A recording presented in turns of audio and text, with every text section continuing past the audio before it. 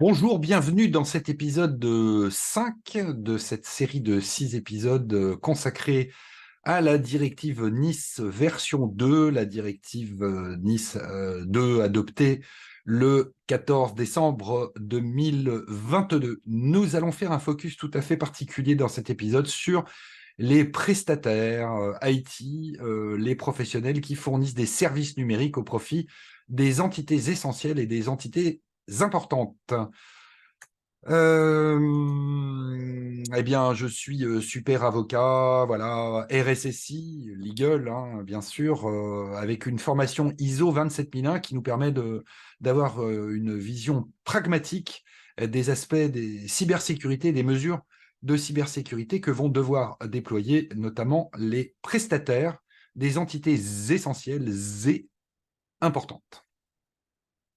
De slides illustrés en BD si vous avez suivi cette série d'épisodes, comme toujours, avec les 6 tomes époustouflants du fléau des dieux. Voilà, pour tout ce qui est entité critique, essentielle et importante. Merci aux éditions Soleil pour leur autorisation de réalisation de cette présentation et de ces vidéos. Donc, la directive Nice 2, épisode 5. Voyez, donc on a vu pourquoi une V2, quand, quelles sanctions, qui est concerné, les mesures techniques, les obligations techniques, et aujourd'hui, spécial prestataire de supply chain IT, et on va voir d'ailleurs ce que ça veut dire la supply chain IT. Juste pour vous reposer un peu le débat, 5e épisode, donc ça vaut le coup de faire un petit récap. Toute la partie sécurité physique, donc c'est la directive résilience des entités critiques. Vous avez déjà 2 épisodes à disposition sur le blog de technique et droit du numérique pour comprendre de quoi on parle. Là, on se focalise bien sûr sur la partie cybersécurité, donc la sécurité logique, la sécurité numérique, avec une vision particulière pour les entités NIS V2. On vous proposera sans doute une série d'épisodes à jour sur Dora à compter de la rentrée de 2023. Voilà, les objectifs pédagogiques pour vous, pour nous, c'est d'être capable de retenir les nouvelles catégories d'entités en application de la réglementation européenne, qui sont les entités critiques, essentielles, importantes ou financières, comprendre les modes de désignation, alors, on va y arriver ce matin, les critères légaux d'identification, maîtriser le calendrier d'entrée en vigueur, avec notamment ce que nous a dit l'ANSSI dans son webinar du 16 mai 2023, qui est assez central, apprécier les risques de sanctions, ça on l'a déjà vu, et identifier les obligations de sécurisation physique et technique qui s'appliquent à une organisation désignée comme entité critique, essentielle ou importante. Alors, vous voyez cette slide, eh bien non, en fait, personne ne ment, le personnage a tout à fait raison. L'ANSSI, comme d'ailleurs le veut la directive en elle-même, hein, l'ANSSI n'a pas une vision tout à fait autonome de ce texte fleuve, la nécessaire protection de la supply chain IT. C'est une réalité. Et effectivement, on trouve à plusieurs reprises dans le webinaire de l'ANSSI, que je vous invite vraiment à aller visionner. Ça dure une petite heure. Vous avez quantité de détails ultra importants qui ont été révélés par l'ANSSI, et notamment sa volonté de mener le chantier de co-construction des mesures de sécurité et le calendrier de son application. Donc vraiment, allez lire ce webinaire. Je vous mettrai le lien actif dans le post de blog pour que vous n'ayez plus qu'à cliquer dessus et aller le voir. Ce sera un moment délicieux. Alors en clair, aujourd'hui, qu'est-ce que c'est que ce risque de supply chain attack? C'est un risque tout à fait particulier. Vous voyez ce soldat confronté à une horde de barbares qui se lancent à l'assaut. Eh bien, la réalité, elle est là. Nous avons un exemple tout à fait frappant qui a touché le monde entier d'une supply chain attack tout à fait emblématique. C'était l'affaire SolarWinds qui a éclaté en décembre 2020. Donc, vous voyez, on ne parle pas du 19e siècle. C'était un prestataire IT, un éditeur de logiciels qui s'était fait attaquer, et les mises à jour de son logiciel avaient été compromises, avaient été vérolées, pour le dire en clair. Et donc, dès qu'il déployait une mise à jour logicielle, eh bien, ils offraient une backdoor pour les attaquants au profit de tous leurs clients chez qui le logiciel de SolarWinds était déployé. Et la métaphore pour comprendre, c'est simple. Si vous voulez protéger vos actifs, votre système d'information, vous créez un château fort, eh bien, le château fort sera plus difficile à attaquer. Donc, on va attaquer les prestataires qui vont, eux, avoir un droit légitime pour entrer dans le château fort. C'est la métaphore du cheval de Troie.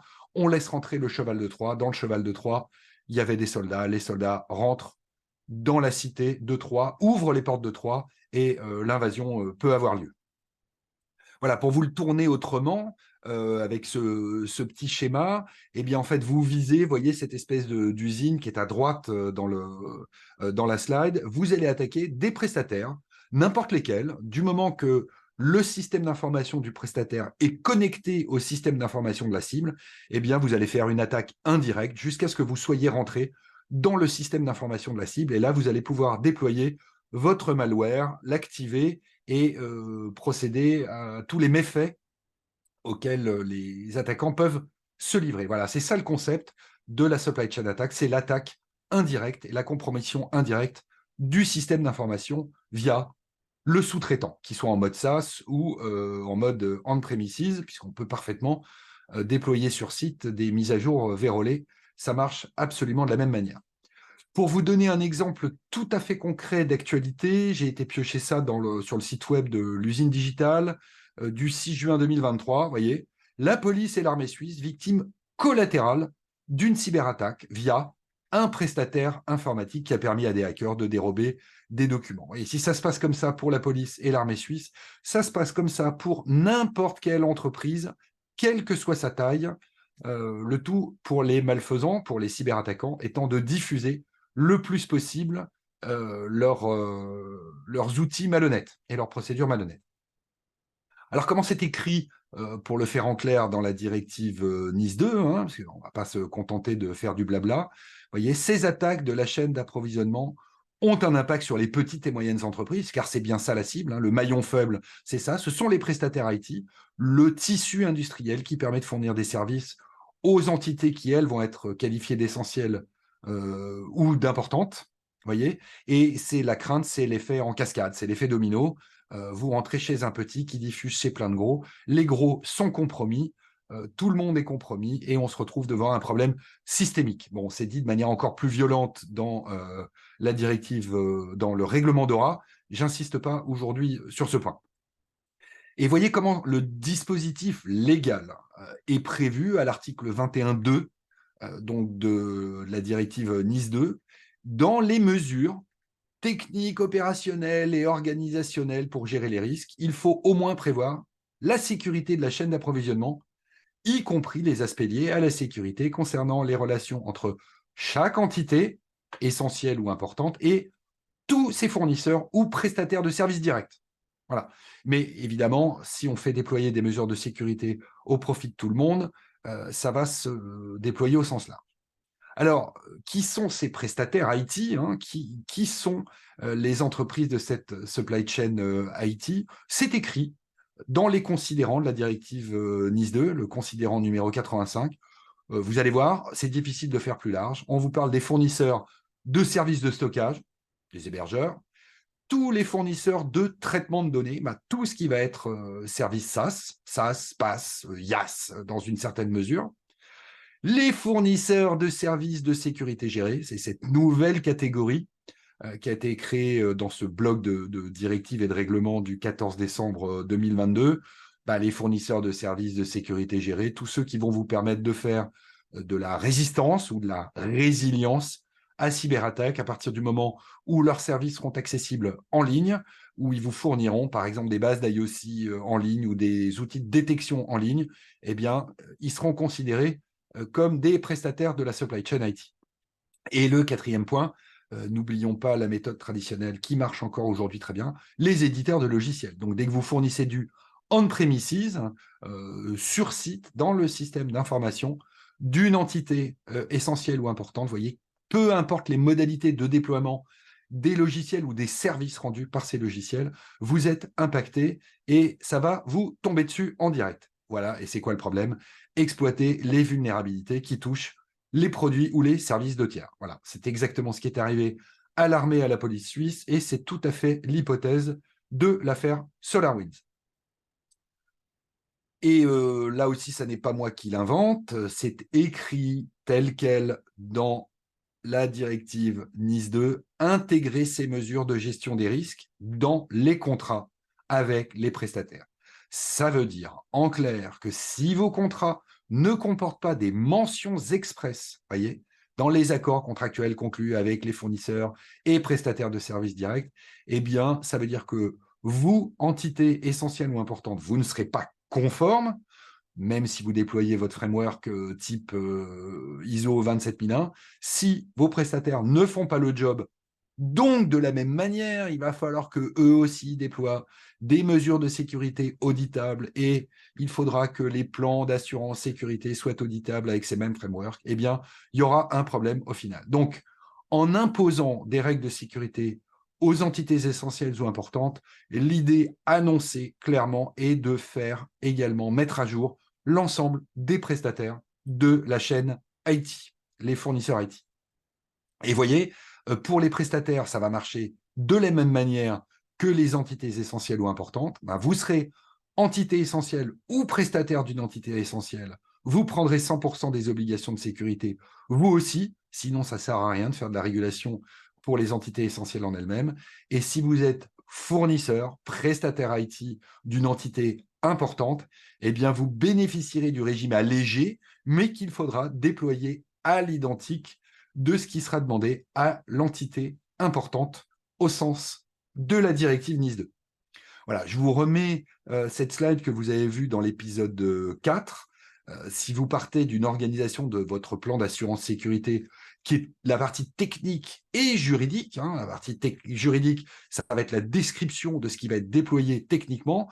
Vous voyez, le cadre, il existe, il est connu, et que vous appliquiez les mesures d'hygiène, la norme ISO, la norme HDS. Bon, là, en l'espèce, ce ne sera pas trop le problème, mais vous voyez que ça marche de la même manière. La norme HDSV 1.1 de 2018, c'est de l'ISO avec 32 mesures supplémentaires. Donc voilà, il faut espérer que ça tourne comme ça pour ce qui va être de NIS2.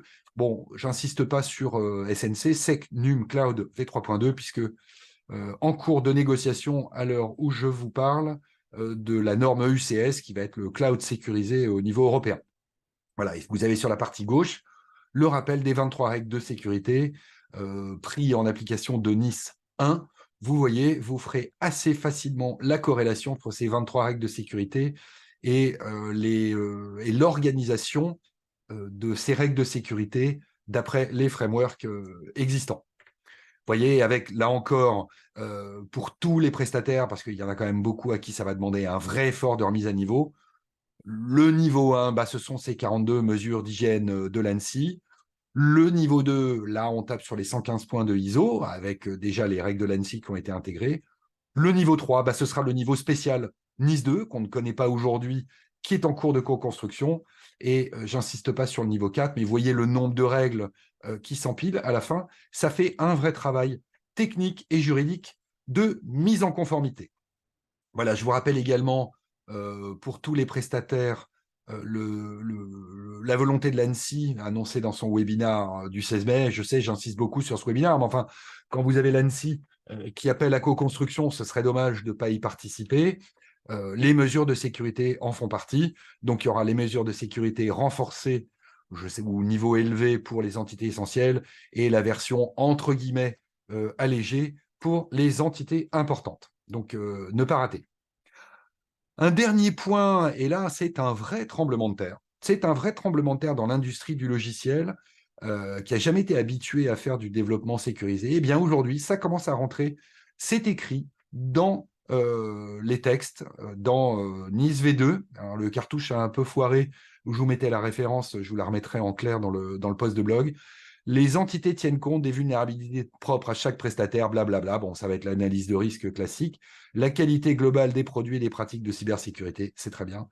Y compris l'analyse par les entités essentielles ou importantes des procédures de développement sécurisé des logiciels ou des services rendus en mode SaaS, PaaS, IaaS par les prestataires. Il va falloir s'y mettre, puisque dans les critères d'appréciation, êtes-vous un bon prestataire de la supply chain IT pour fournir votre produit ou service de manière sécurisée, au sens de NIS V2, eh bien, il va falloir commencer à justifier des procédures de développement sécurisées. C'est un impératif d'ailleurs qui figure déjà dans SecNumCloud v3.2. Aujourd'hui, on vous demande d'avoir déployé des procédures de développement sécurisé pour pouvoir bénéficier de la qualif SecNumCloud v3.2. Et donc, petit à petit, le niveau de sécurité monte. Voilà, donc votre objectif en termes de temps, quand vous êtes prestataire IT, donc pour une entité qui sera essentielle ou importante, eh ben, ça va être ça. Vous êtes hébergeur, service SaaS, fournisseur de services de sécurité gérés, voilà, de services de cybersécurité, ou éditeur de licence on-prem. Il va falloir vous y mettre. Nous avons déjà, depuis presque 6 mois, suffisamment travaillé pour avoir des années de sécurité qui sont à jour et qu'on tiendra à jour au fur et à mesure. C'est ça le service plus de technique et droit du numérique que nous sommes en mesure de vous offrir.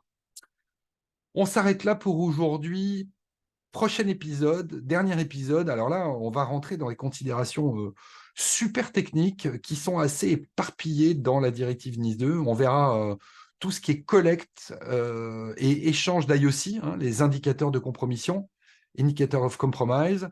En fait, ça va être tous les marqueurs techniques, comment l'UE organise via les CERT les échanges de données techniques pour améliorer le niveau global de sécurité. Donc, on parlera beaucoup des CERT et CIRT, hein, qui bénéficient de dispositions qui sont un peu le point central de fonctionnement de toute la directive NIS V2, comment ça va pouvoir se déployer au niveau européen. Et on fera également un petit focus sur les scans proactifs, c'est écrit comme ça dans NIS V2, des scans automatisés de détection de vulnérabilité des systèmes d'information. Et on ne peut pas vous le dire, on va essayer d'avoir un invité surprise qui viendra vous expliquer de manière plus technique que je ne pourrais le faire l'ensemble de ce qui est écrit dans la directive NIS V2. Un régal à lire, hein, vraiment, n'hésitez pas. Question, angoisse, problème numérique, comme toujours, vous pouvez nous contacter via les réseaux, parce que vous êtes de plus en plus nombreux à faire. On essaie de vous répondre, pas de problème. Dès qu'on sait, on essaie de vous répondre. Nous avons toujours notre système d'audit flash où nous continuons de rigoler avec Clara, avec des clauses d'une nullité parfois stupéfiante. Nous avons attaqué le best-of, hein, c'est une annonce officielle. Vous aurez peut-être d'ici la fin de l'année un best-of des clauses les plus moisies et les plus débiles que les professionnels n'hésitent pas à écrire, sans toujours savoir dans leur contrat. Si c'était de la mauvaise foi encore, on comprendrait, mais malheureusement, parfois, c'est juste de la nullité crasse. Voilà, merci de votre attention une fois de plus et à la semaine prochaine pour ce dernier épisode consacré à la directive NIS V2.